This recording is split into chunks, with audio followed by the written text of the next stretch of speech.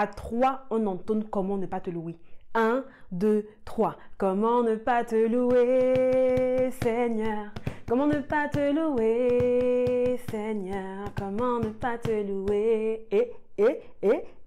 Seigneur Jésus, comment ne pas te louer, Seigneur?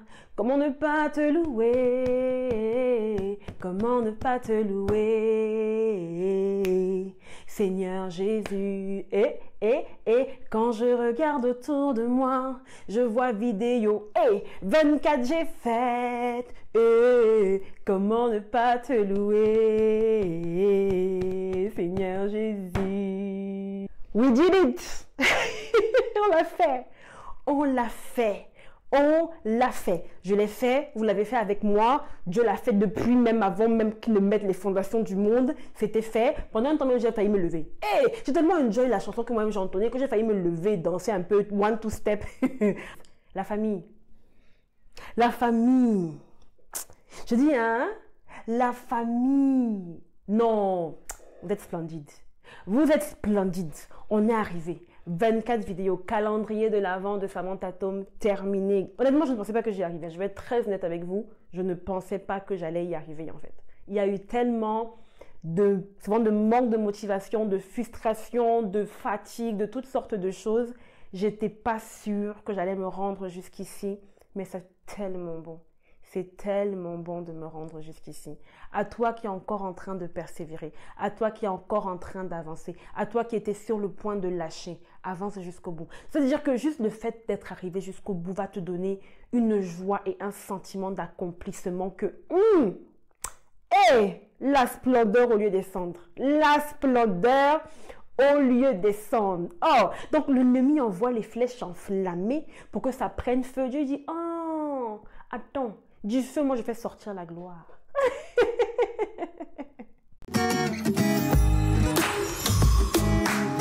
Allô la famille, bienvenue dans cette 24e et dernière vidéo du calendrier de l'Avent de Samantha Tom. Je suis ton hôte, Samantha Tom. Bienvenue sur ma chaîne. Si tu es nouveau par ici, lâche-nous un like, abonne-toi, commente, clique la chaîne de notification, même si peut-être que tu n'auras pas de notification pendant 1 ou 2 jours parce que, une fille a besoin de respirer, hein. Non, tout ça veut dire que tout le monde a droit d'un peu de repos. Donc, si vraiment, pendant 1-2 semaines, je ne me vois pas, il faut comprendre que je peux me reposer, d'accord? Mais même dans le repos, là, j'ai le droit quand même de récolter les fruits, hein? Tu sais, même quand le cultivateur finit de travailler, il sème, nanana, il va quand même se coucher pour que ça pousse. Donc, pendant que je vais me coucher, là, aide-moi à faire que ça pousse. Tu as compris? Aide-moi à continuer la croissance. Like, partage. Aujourd'hui, on est donc sur la dernière vidéo et je veux parler un peu donc de cette splendeur au lieu des cendres qui a été directement tirée de Ésaïe 61, verset 3 plus précisément, dans lequel Ésaïe, donc le prophète, prophétise sur la venue de Jésus et sur ce que Jésus le Messie va apporter. Alors, je ne l'ai pas inventé, c'est pas juste une phrase que j'ai trouvée cute et que j'ai décidé d'incorporer à ma vie, mais c'est vraiment quelque chose qui m'est directement venu de Dieu. Tu sais, Dieu m'a parlé en 2023 d'écrire un autre livre. Donc, je savais en début de l'année 2023 que Dieu voulait que j'écrive. J'avais pas encore d'idée exacte sur ce que ce serait. Je pensais à mon témoignage, mais il y avait encore rien de coulé dans le béton. Et avant même que je ne puisse écrire un premier mot, le Seigneur m'a donné le titre. Il m'a dit la splendeur au lieu des cendres. C'est comme, c'est pas donc cute. C'est un peu chic. Oh, la splendeur au lieu des cendres. Trop cool. J'ai aimé le titre de ouf. Et après, je suis allée regarder si ça existait déjà, en fait. Il y avait déjà des livres qui avaient ce titre-là. Et je suis tombée sur le livre de Joyce Meyer. Je suis comme, oh my God, mais personne ne va acheter mon livre. Tout le monde, quand il va taper, il va voir les 2 livres, il va choisir le livre de Joyce Meyer. Oh, Dieu est patient avec nous. Dieu est patient avec nous. Et j'ai voulu changer mon titre. Hein. Honnêtement, j'ai essayé de changer le titre. Le Seigneur m'a dit, non, c'est le titre, tu le gardes. C'est comme, ok. Et au courant de l'année 2023, je pense vers octobre ou novembre, j'ai commencé à avoir une idée un peu plus claire de ce dont ce livre allait parler et de comment j'allais présenter mon témoignage. Donc, j'ai commencé à écrire. Et pendant que j'étais en train d'écrire donc ces premières lignes, le Seigneur me parle d'une conférence du même nom, dont le but est de rendre les femmes libres. Et là, je me dis, ok, est-ce qu'on est parti pour ma première conférence? Let's go, tu sais. Donc, j'avance un peu, un peu à tâtons, je sais pas, je me pose des questions. Je me dis, ok, écoute, c'est ma première conférence. on va y aller peut-être pour 100 personnes, 100 personnes, ça a l'air plus ou moins raisonnable. Peut-être qu'on peut essayer d'atteindre ça. On va aussi essayer de mettre les coûts les plus bas possibles. Là, je partais au départ pour que ce soit l'entrée soit qu'on ne dépasse pas 100 dollars dans tous les cas. Je ne voulais pas atteindre 100 dollars, mais ce qui est sûr, c'est que je ne voulais pas dépasser les 100 dollars. Et donc, je commence à penser à ce que je veux et à comment est-ce que la conférence devrait être, à ce que j'ai à cœur. Et la première chose la plus importante pour moi, c'est de la préparer spirituellement. Parce que je réalise que, comme beaucoup d'autres choses que j'ai fait, en fait, c'est Dieu qui pousse et c'est Dieu qui veut faire quelque chose dans la vie des femmes. Ça n'a rien à voir avec moi. Donc, je veux que Dieu fasse exactement ce qu'il veut faire à Montréal. Alors, tout de suite, je me dis, OK, j'ai besoin d'une équipe de prière. Donc, je prie et le Seigneur me pointe vers 3 de mes amis que je contacte et on crée une cellule de prière. Mais les amis, quand je dis qu'on crée une cellule de prière, là, on priait chaque vendredi pendant 9 mois. Je n'ai jamais autant prié de ma vie avec autant d'assiduité, autant de persistance, autant de persévérance, autant de régularité, autant de fréquence pour une seule chose. 9 mois. Un peu comme une femme enceinte, justement, en fait. J'ai porté ce projet de conférence 9 mois comme une femme enceinte. Et alors qu'on priait, le Seigneur nous donnait des révélations et des visions incroyables. Il nous parlait de ce qu'il voulait faire dans le Québec, ici. Et je regardais ça, je disais, mais Seigneur, c'est fou que ce soit à moi que tu veux confier un truc pareil entre autres, en fait. C'est fou que tu veux que je fasse partie d'un projet aussi grand et aussi merveilleux. Et alors qu'on était en train d'avancer, j'ai commencé à croire dans mon cœur que le Seigneur voulait que ce soit plus que 100 personnes.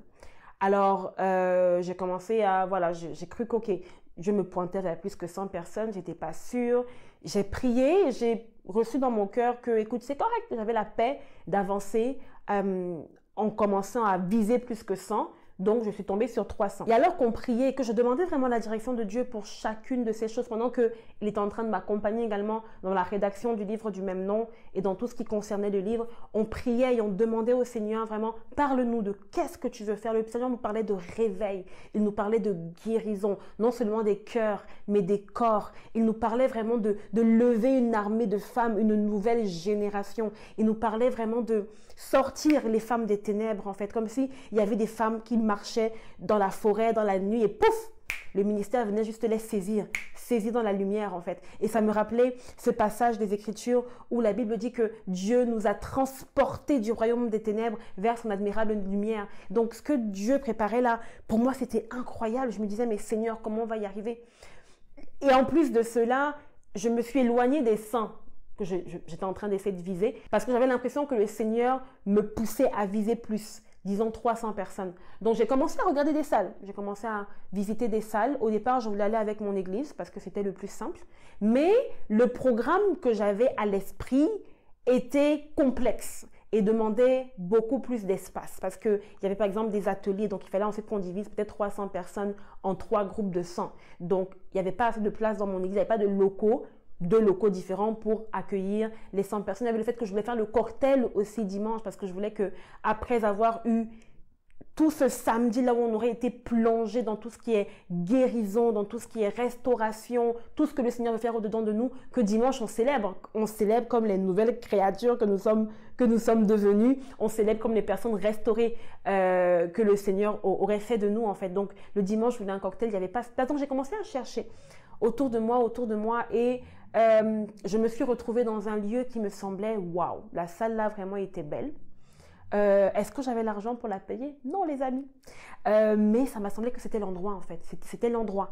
Donc, même quand on priait avec l'équipe de prière, on a commencé à prier, à voir cet espace-là, à voir vraiment le Seigneur présent, à déclarer que le Seigneur était là, qu'il nous précédait. Moi, j'ai eu une vision particulièrement plusieurs mois avant la conférence où je voyais des anges sur le stage, en fait, comme s'ils étaient en train de préparer l'entrée de Dieu. Donc, cette salle s'est un peu imposée à moi, on va dire ça comme ça. Mais entre la salle et tous les autres coûts qu'il fallait débiter, voilà, la facture a commencé à monter un peu. Et malheureusement, je suis sortie de mon maximum 100 et donc la conférence, le prix était 120 $. Ce qui est beaucoup d'argent. On ne va pas se mentir là. 120 $ dans cette économie, c'est quelque chose.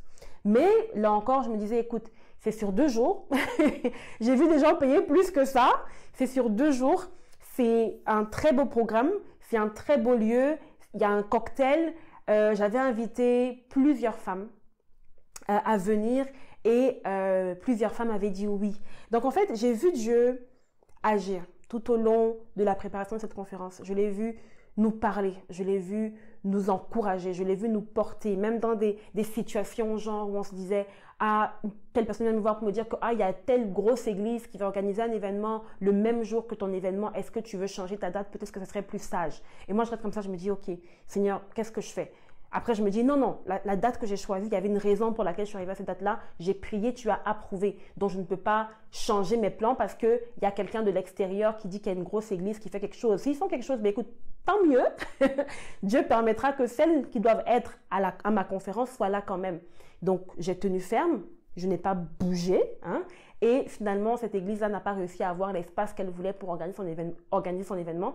Et son événement a été annulé. Bon, annulé entre guillemets, vu qu'il ne l'avait jamais vraiment annoncé. C'est les gens qui étaient inside qui m'en avaient parlé. Donc, j'ai vu Dieu agir comme ça de manière vraiment, pour moi, extraordinaire. Le fait que je contacte des personnes qui ne me connaissaient pas, que je ne connaissais pas personnellement. Des personnes vraiment qui sont dans le ministère depuis longtemps, que les gens connaissent. Vraiment des femmes extraordinaires qui sont occupées de fou et que je puisse t'aligner un programme de jusqu'à 8 femmes. Ça n'a rien à voir avec moi. Ça n'a rien à voir avec moi. Des choses que je suis venue, je n'ai même pas été capable de faire des grandes promesses parce que je n'avais pas grand-chose à leur offrir. En fait, si ce n'est venez servir avec moi. Et de voir ces femmes-là dire oui, voir comment Dieu était en train d'enchaîner les choses. C'était juste incroyable d'être en train d'organiser cette conférence en fait. Mais vu que c'est un témoignage, il faut bien qu'on arrive aux obstacles qui se sont présentés. Ça a été difficile, ça a été lourd mentalement, ça a été difficile de tenir, que ce soit dans la prière, que ce soit dans la préparation de la conférence, que ce soit dans la logistique, dans toutes les choses en fait qui viennent avec organiser un si gros événement. Que ce soit dans la promotion également, j'étais partout. J'étais partout. Et malgré tous mes efforts, malgré tout ce que j'ai donné, malgré tout ce que j'ai entendu, les billets ne se vendaient pas. Les billets ne se vendaient pas, les billets ne se sont pas vendus. Fait qu'à un moment donné, c'était difficile d'avancer parce que j'ai avancé avec mes économies. J'ai mis dedans parce que j'y croyais et que je voyais où est-ce que Dieu voulait m'emmener. J'ai mis dedans mon argent. J'ai mis dedans mon argent qui ne me revenait pas, entre guillemets, vu que les billets ne se vendaient pas. Le combat, je pense que la bataille spirituelle que j'ai perdue, c'est que l'ennemi a commencé à me faire croire que j'étais toute seule, que c'est vraiment juste moi et mon équipe de prière, que les gens n'étaient pas vraiment là pour moi, ce qui était tellement un gros mensonge. Ce qui fait que lorsque j'ai eu besoin d'aide, lorsque j'aurais dû demander de l'aide, lorsque j'aurais dû dire aux gens, écoutez, ça se vend pas, j'y arrive pas, je sais pas ce qui se passe, je comprends pas. Ça fait des mois que je prie chaque semaine par rapport à ça, que j'ai des paroles, que j'ai des confirmations, que j'ai des ci, que j'ai des ça, mais ça ne se vend juste pas, je ne comprends pas ce que je fais mal. Je n'ai pas été capable de le faire, je n'ai pas été capable d'aller chercher les gens. Et je vous dis, jusqu'à une semaine, quelque chose comme ça, avant la conférence, où on attendait 300 personnes, il y avait à peine une vingtaine ou moins de 20 billets qui étaient vendus. Mon stress a commencé à peser sur moi. À l'idée de me tenir devant mon équipe et de leur dire que tout ce qu'on était en train de faire était pour 20 personnes a commencé à me créer de l'anxiété. Les amis, j'ai pleuré. J'ai eu toutes sortes de... En fait, c'était une bataille. En fait, je l'explique et je ne suis même pas sûre que vous pouvez comprendre. Vous pouvez comprendre ce que ça a été pour moi, en fait, durant ces moments-là. Ce genre de moment où l'ennemi te dit que abandonne, tu as tort. Tu n'as pas bien compris. Tout ce que tu as entendu là, c'est faux. Si tu n'es même pas capable de pouvoir vendre 50 billets, juste 50, là, 50 même c'est trop, 25 billets pour te rendre, comment est-ce que tout ce que tu as entendu, qui va se faire, qui va rentrer, va arriver? Mais je tenais ferme.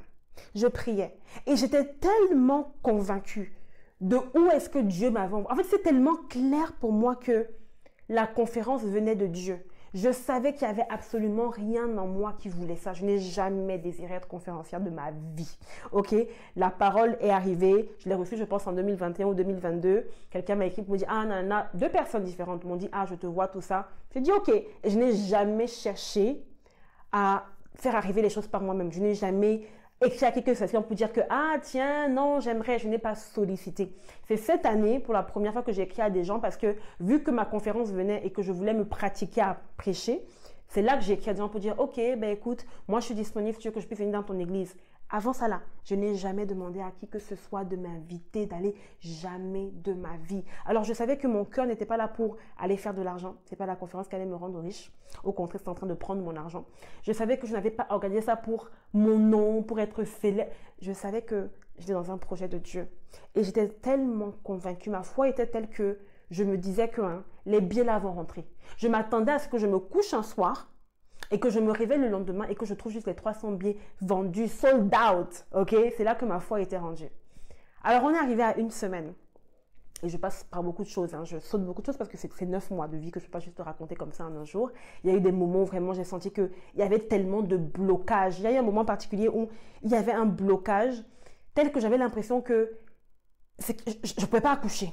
Que vraiment ça faisait 9 mois que j'avais porté ce bébé et qu'il fallait que j'accouche. Et dans mon temps de prière avec Dieu, je me suis retrouvée à prendre la position physique d'une femme qui est en train de pousser. C'est tellement...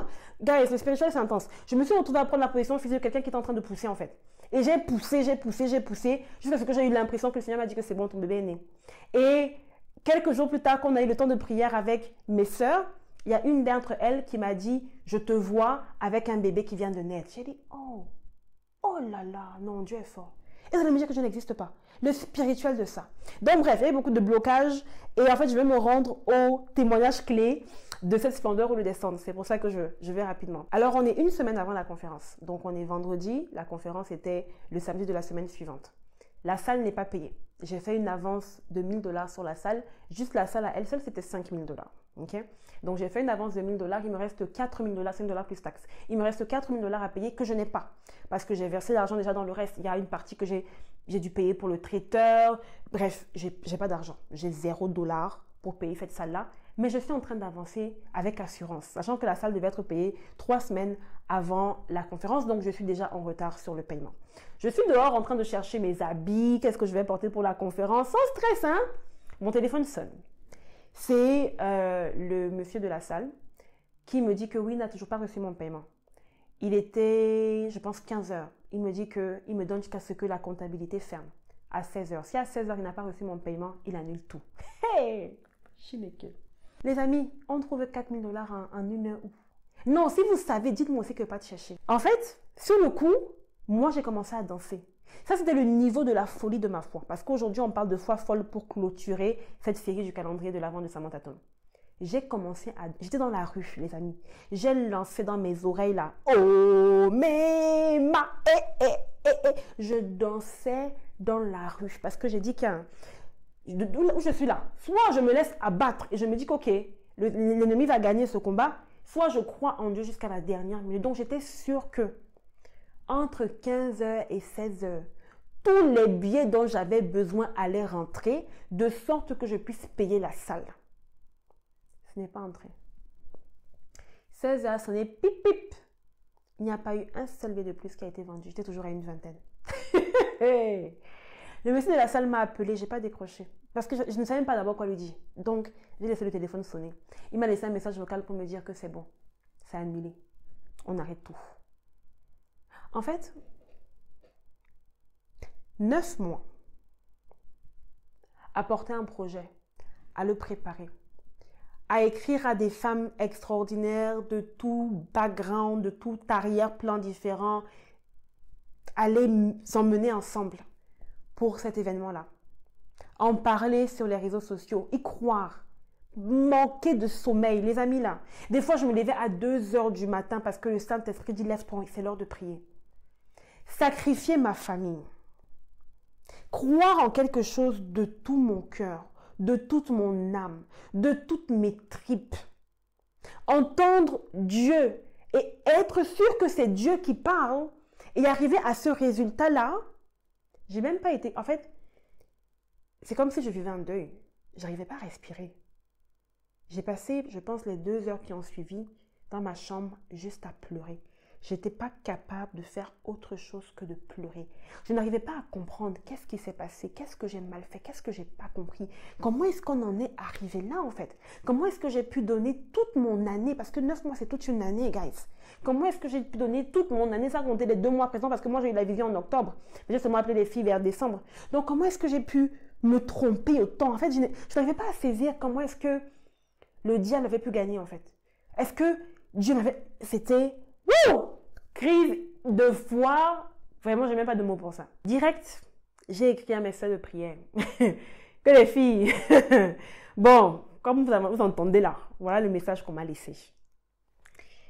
La première qui m'a répondu, Rosie, m'a dit, c'est pas fini. Ça ne peut pas être fini. Appelle-le, tu négocies. J'ai dit, mais Rosie, je sais qu'on doit avoir la prière de folie, mais je négocie quoi? Je n'ai même pas $1. Je lui dis quoi? C'est quel négo? En fait, qu'est-ce que je vais lui proposer en fait? Je n'ai rien à proposer à cet homme. Je vais négocier quoi? Et j'ai dit non, elle doit être encore plus folle que moi. Je sais pas, j'ai recommencé à pleurer. J'ai recommencé à pleurer. Mon mari était tellement mal. Oh my God, il me regardait comme ça que oh la fille si est... Oh, je viens de me réaliser que j'ai fait une erreur. Je vous ai dit tantôt que quand le monsieur m'a appelé pour payer la salle, on était à 1 semaine de la conférence. Non, on était la veille. On était vendredi. On était vendredi. Ça veut dire que la conférence, c'était le lendemain. Il y avait toujours 20 billets de vendus et j'étais supposée trouver $4 000 que je ne pouvais pas trouver parce que je ne les avais tout simplement pas. C'était la veille, littéralement la veille. C'est pour ça que j'étais couchée dans mon lit en train de pleurer comme une folle. Parce que encore si restait 1 semaine, tu sais, bon, plus il y a du temps devant toi, plus bon, c'est un peu plus facile de manipuler ta foi. Mais là, j'étais out. Ma deuxième partenaire de prière, Danielle, elle m'a redit la même chose. Elle m'a appelée, elle m'a calmée, elle m'a dit, tu sais quoi? On ne peut pas être toutes les 4 folles. Tu sais, parce que la semaine précédente, quand j'avais partagé à mon équipe que les billets ne se vendaient pas et que je leur ai dit que moi, je vais continuer d'avancer, je crois ce que j'ai entendu, j'ai dit une phrase particulière. J'ai dit, si je me trompe et que ce projet ne venait pas de Dieu, il faudrait qu'on m'enferme dans un asile psychiatrique. C'est une phrase que j'ai dit au moins 3 fois et il y a un de mes grands frères spirituels qui m'a dit, arrête de parler comme ça. Arrête de déclarer ce genre de choses sur ta vie. Je me suis confessée, j'ai relâché. Mais c'est pour vous dire à quel point, pour moi, c'était clair. Pour moi, c'était évident que c'était un projet de Dieu. La splendeur ou le descendre venait de Dieu. Il y avait rien à me dire par rapport à ça, en fait. Donc, pour moi, c'était que si ça ne vient pas de Dieu, c'est que je suis folle. C'est qu'il y a quelque chose vraiment qui ne fonctionne pas, en fait. Donc, j'ai compris ce que mon grand frère spirituel m'a dit. J'ai confessé cette parole. J'ai arrêté de dire ça. Mais je voulais vraiment juste exprimer que c'est à ce point-là que je croyais en ce projet-là. Danielle m'a appelée. Elle m'a dit, tu sais quoi? Si jamais on s'est trompé, c'est qu'on est toute folle. Si jamais on s'est trompé, c'est que tous là, on est folle. Parce que toutes les 4 là, on entendait les mêmes choses, on recevait les mêmes choses. Moi, je dis quelque chose, avant même que je n'ai fini de parler, Rosie confirme la même chose. Ou alors, vraiment, Daniel dit que c'était incroyable ce qui s'est passé durant nos temps de prière, durant ces 9 mois en fait. Donc, elle me dit, négocie. Je dis, ok. Là, je suis un peu encouragée. Pendant que je pleure, je prie, je pleure, je prie, j'ouvre les psaumes, je lis, je pleure, je prie, je lis les psaumes. Là, j'ai une inspiration.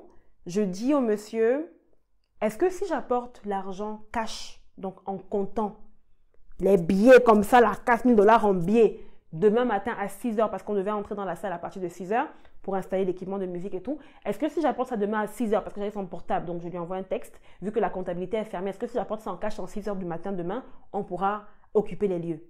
Il me dit oui. Si tu as l'argent demain, $4 000 comptant, on peut occuper les lieux. Oh, sursaut d'encouragement. Là, je me dis, ce n'est pas terminé. Au cours de cette nuit même, les 300 billets que j'attends vont entrer. Oh, je me relève. Je recommence à prier, oh, déclarer, autorité, tout ça là. Chaque fois que tu déclares, tu check, tu vas sur Square, tu regardes, oh, un billet de plus, oh non, je continue, je déclare, allons-y, prions. Je renvoie mon mari chercher l'équipement de musique parce qu'il devait aller chercher l'équipement de musique. Je lui ai dit non, on annule tout, c'est fini, c'est annulé, donc il n'est pas allé chercher. Là, quand je recommence à avoir un soupçon de foi, quand ma foi reprend du poil de la bête, je l'envoie chercher l'équipement et il arrive, n'a pas d'équipement. Il arrive, n'a pas d'équipement parce qu'on lui dit non, t'es arrivé trop tard, il faut venir plus tôt pour qu'on puisse monter le tout pour toi. Là, je me dis, mais en fait, c'est vraiment mort de chez mort. Parce que même si on réussit à entrer demain, on fait quoi? On n'a pas de batterie. On fait quoi pour la musique? Oh, le stress commence à rentrer encore. Encore, ça commence à rentrer. Il y a une des oratrices qui devait venir, à qui j'ai écrit parce qu'elle avait 4 heures de route à faire. Donc, je me suis sentie mal. Je me suis dit, écoute, si je fais cette femme faire 4 heures de route alors qu'on ne peut pas entrer, comment est-ce que je vais me sentir? Donc, je lui ai écrit, je lui ai expliqué la situation. Elle avait déjà pris la route. Elle m'a dit que, écoute, elle préfère rentrer, ce que j'ai compris. Il y a une autre qui avait aussi de la route à faire, mais elle, quand je lui ai écrit, était déjà là. Donc, je ne lui ai pas dit ce qui se passait. Je n'ai dit à personne, hein. Ce point-là, que ce n'est pas payé, tout ça, j'ai dit à personne. Les gens savaient que je n'avais pas vendu assez de billets. Et je pense qu'avec le recul, c'est vraiment l'erreur que j'ai faite, c'est de le vivre toute seule ou juste avec mon équipe de prière sans réaliser que tous ces gens-là m'accompagnaient et que tous ces gens-là, en fait, venaient participer à ce que Dieu voulait faire. Ça a vraiment été mon erreur. La nuit, donc, est très, très lente, hein. Les billets ne rentrent pas. Je suis mal. Mon mari est mal. On se dit, mais qu'est-ce qu'on va faire? On se dit, tu sais quoi, on va essayer de dormir. On va se réveiller à 4 heures du matin, on va décider qu'est-ce qu'on va faire à 4 heures du matin. On va se coucher. Je pense que peut-être qu'il a réussi à dormir 1 heure. Je n'arrivais pas à dormir, évidemment. Je suis redescendue, j'ai recommencé à louer, à prier. Et je pense qu'au cours de la nuit, peut-être 2 billets sont rentrés. Donc, on est arrivé à 4 heures du matin, on n'était pas plus avancé en fait. Et là, avec mon mari, on s'est dit, ok, qu'est-ce qu'on fait? Parce qu'on a près de 30 bénévoles. Ceux qui sont à la musique, ceux qui seront à l'accueil, qui vont s'occuper des... Il y a tellement de personnes qui sont en train de venir. Qu'est-ce qu'on fait? Il y a d'autres personnes qui viennent pour l'événement. Il y a quand même une vingtaine de personnes qui ont acheté un billet. Est-ce qu'on rembourse? Qu'est-ce qu'on fait? Les 4 000 $, on ne les a pas. Oh, la foi de folie. Bon, moi je dis à mon mari que tu sais quoi? Je ne peux pas annuler. Si Dieu est un menteur, on va le découvrir aujourd'hui. Mais je ne peux pas annuler. Je n'annulerai pas. Il est hors de question que je me lève et que je dise aux gens que c'est bon, c'est annulé. Je ne peux pas sortir ces mots de ma bouche. Je ne peux pas dire à Dieu que je n'ai pas été capable d'arriver jusqu'au bout. Pendant ce temps, Rosie qui me dit là-bas que hey, on va faire comme Israël, on va se rendre. Et c'est quand nos orteils vont toucher l'eau que Dieu va ouvrir la mer en deux. Daniel qui me dit que j'ai entendu un témoignage ici dernièrement. Un homme avait besoin d'argent. Un an, je venais laisser une valise d'argent. On va aller jusqu'au bout. Elles m'ont dit lève-toi, tu pars. J'ai dit maman, moi je ne vais même pas faire autrement. Donc je dis à mon mari que tu sais quoi? On va prendre toutes nos affaires. On va arriver là-bas à 6 heures du matin comme prévu. Sans argent. Et puis on va attendre. On va voir. Si ça ne se passe rien, on va rentrer chez nous. J'ai écrit aux bénévoles pour leur dire, écoutez, voilà la situation. Les billets n'ont pas pu se vendre. Fait que je n'ai pas été capable de payer la salle, entre autres. Et le monsieur a donc décidé d'annuler la salle. Mais je lui ai dit que je viendrai ce matin. Donc je vais me rendre ce matin et je vais m'attendre à ce que Dieu ouvre la porte. C'est ce que j'ai dit. J'ai dit que je comprendrais si vous ne voulez pas vous déplacer avec moi à 5-6 heures du matin, mais voilà ce qui est là. Fait que mon message était ambigu. Mon message ne disait pas c'est annulé. Donc la plupart des gens avaient des questionnements que ok, mais est-ce que c'est annulé? Est-ce que c'est si? Est-ce que... C'était pas clair parce que il était hors de question que je dise que c'est annulé. Et c'est là que je me suis rendu compte qu'effectivement, les choses auraient peut-être été différentes si dès le départ, en fait, j'avais compris que Dieu avait spécifiquement choisi ces personnes pas seulement pour les rôles qu'ils auraient joués dans la conférence, mais pour m'accompagner dans ce ministère, pour m'accompagner sur ce qu'ils voulaient en fait voir se développer, sur ce qu'ils voulaient faire durant cette conférence parce que, oh, j'étais tellement touchée par l'amour. Oh non, j'ai une famille en Christ. Oh non, une famille en Christ bénie. Franchement, entre ceux qui m'ont appelé direct, entre ceux qui m'ont béni, entre ceux qui m'ont encouragé, entre ceux qui ont dit, tu sais quoi, on sera debout avec toi là-bas à 5 heures du matin. Est-ce que vous vous rendez compte? Dans ma folie, mon mari et moi, on s'est levés, on a pris toutes nos affaires pour aller se rendre à un endroit où on ne pouvait pas entrer sans 4 000 $ cash. Et des gens ont choisi de nous accompagner, de dire, ok, même si la porte est fermée, on va venir avec toi et on va pleurer avec toi. Oh, la splendeur au lieu de descendre, guys. Bon. Je m'en viens parce que je crois que tu vois où le témoignage se rend. Quoique je ne suis pas sûre que tu vois. Donc, j'avance. J'arrive et mon mari et moi, on arrive en même temps que le monsieur qui devait prendre l'argent. On le regarde entrer. On ne bouge pas parce qu'on n'a pas l'argent. Donc, ça ne sert à rien qu'on aille le voir. Et là, je me dis, bon, ok. On remarque qu'il y a certains des musiciens qui étaient déjà là. Qui étaient déjà arrivés. Oh my gosh, ils se sont déplacés, ces gars-là.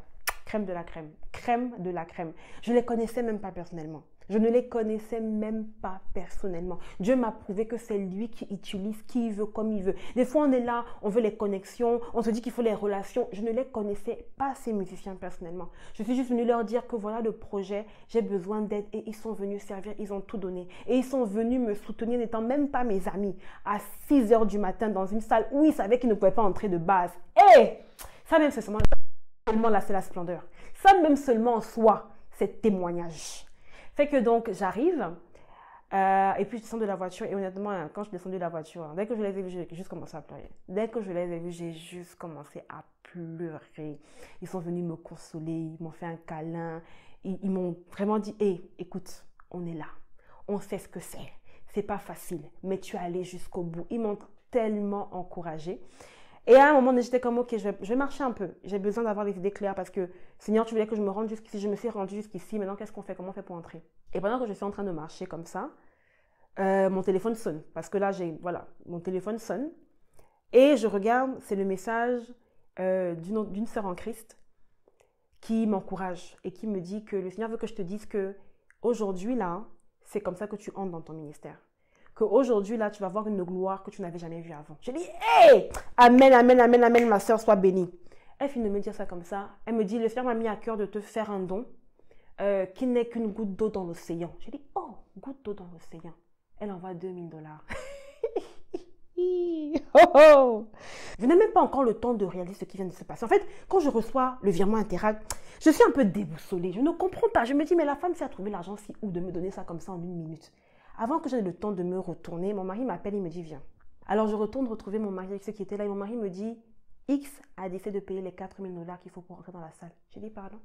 Hey, attends, non, j'ai pas... Non, c'est-à-dire que je n'ai pas bien entendu. J'ai failli m'évanouir. En fait, j'ai failli m'évanouir. Et en fait, j'étais tellement choquée que j'ai demandé pourquoi. Honnêtement, j'étais tellement choquée que quand il m'a dit ça, j'ai dit, mais pourquoi? Je voulais comprendre, tu sais. Des fois, maintenant, tu arrives et la mer doit s'ouvrir et tu ne comprends pas comment la mer est en train de s'ouvrir. Et il y a des gars qui me disent, pourquoi tu demandes pourquoi? Prends seulement l'argent et dis amen. Et voilà comment, en 1 minute, Samantha, qui a quitté chez elle avec son mari, sans rien dans la poche, à 5 h du matin, pour qu'une porte s'ouvre seulement si tu as 4000 $ cash, a reçu 6000 $. S'il vous plaît, si vous connaissez les endroits où on trouvait 6000 $ en 3 minutes, comme ça pour rien, no strings attached, quelqu'un ne demande rien en retour. Et tu sais, quand la personne a fait ce don-là, je lui ai dit, est-ce que tu comprends que c'est une vingtaine de personnes qu'on attend? Parce que je veux pas que tu payes ça et que tu penses qu'on est 100 ou on est 150. Il m'a dit, oui, je comprends. J'ai dit, ok, dans ce cas, c'est beau. Ensuite, il m'a demandé à moi, est-ce que c'est vraiment ce que tu veux faire? Parce qu'avant ça, les gens m'ont proposé, est-ce que tu veux aller ailleurs, dans une autre salle? C'était possible, hein, je veux dire. Est-ce que tu veux prendre une salle plus petite? Mais j'ai dit aux gens non. Je leur ai dit non parce que ça faisait 9 mois. Bon, peut-être pas 9 mois que je payais cette salle parce que j'ai trouvé la salle là un peu plus verte. Je pense quand j'étais à 6 ou 5 mois. Mais ça faisait des mois que je priais avec cette salle en cœur. Je vous ai dit au début, j'ai eu une vision d'ange qui préparait l'entrée de Dieu dans cette salle-là particulièrement. Et pour moi, si ce n'était pas cette salle-là, en fait, ça veut dire que toute la vision était à jeter en fait. Si je ne peux pas avoir confiance à ce que j'ai vu Dieu me montrer par rapport à cette salle, on n'a qu'à tout verser, à tout jeter par la fenêtre. Donc pour moi, c'était comme, je ne veux pas changer de salle. Il faut que vous compreniez que s'il faut que je m'éloigne de la vision, ce sera parce que Dieu m'a dit détourne-toi. Mais si Dieu ne m'a rien dit, je ne peux pas bouger en fait. Je préfère échouer en ayant fait exactement ce que Dieu m'a demandé plutôt que réussir en ayant changé 2-3 trucs en fait. Je ne peux pas m'adapter à la situation. Ma foi ou comment je marche, je ne peux pas m'adapter à la situation. Je dois premièrement être sûr de ce que Dieu veut. Et à ce moment-là, j'étais certaine que c'est ce que Dieu voulait. Donc, il m'a demandé, est-ce que tu es vraiment sûr qu'on veut y aller? Est-ce que tu veux voir cette salle vide et juste avoir 20 personnes dedans? J'ai dit oui, c'est ce que je veux. On est entré dans la salle. Avec 1 heure de retard, on est entré dans la salle. Et ce miracle que Dieu a accompli de nous faire rentrer en fait, il y en a eu d'autres, hein, parce que comme je vous dis, j'avais versé toutes mes économies, donc j'étais à moins, il y avait encore des dépenses à compléter, tu sais, pour la déco, que j'avais déjà avancé sans avoir payé tout le final, des choses que je ne pense pas que je referai dans le futur, parce que faut quand même faire preuve de sagesse quand on avance dans la foi, tu sais. Donc, je ne ferai pas forcément les choses exactement pareilles. Je n'irai pas forcément m'engager à prendre un traiteur de 200 personnes alors que je n'ai pas encore les billets qui sont rentrés. Mais écoute, ce sont les erreurs qui viennent avec être débutant. Mais au-delà donc de ce miracle, donc de voir d'autres dons, même mes bénévoles, oh Seigneur, ces bénévoles qui sont venus travailler ont quand même réussi à trouver, à faire des dons. En fait, des gens sont venus je m'attendais même pas en fait pour faire des dons et ça a été, j'ai pas récupéré l'argent que j'ai perdu. Entre guillemets, que j'ai investi parce que je ne l'ai pas perdu. Je l'ai investi, mais je n'ai pas eu à dépenser outre parce que de toute façon, je n'avais pas outre. Tu sais, j'étais à 0$. Donc, je n'avais pas plus que 0$ à mettre de plus. Donc, le Seigneur a vraiment comblé ce qui restait à payer. Mais au-delà de ça, en fait, du fait d'être rentré dans cette salle-là, l'atmosphère spirituelle, les amis. En fait, il fallait y être. Il fallait y être. On n'était peut-être pas 300. Mais ce que Dieu a fait, ce qui avait... en fait, je vais essayer de vous passer quelques clips. Je ne sais même pas s'ils vont réussir à vous rendre tout ce qui était chargé spirituellement dans cette atmosphère. Mais ouf!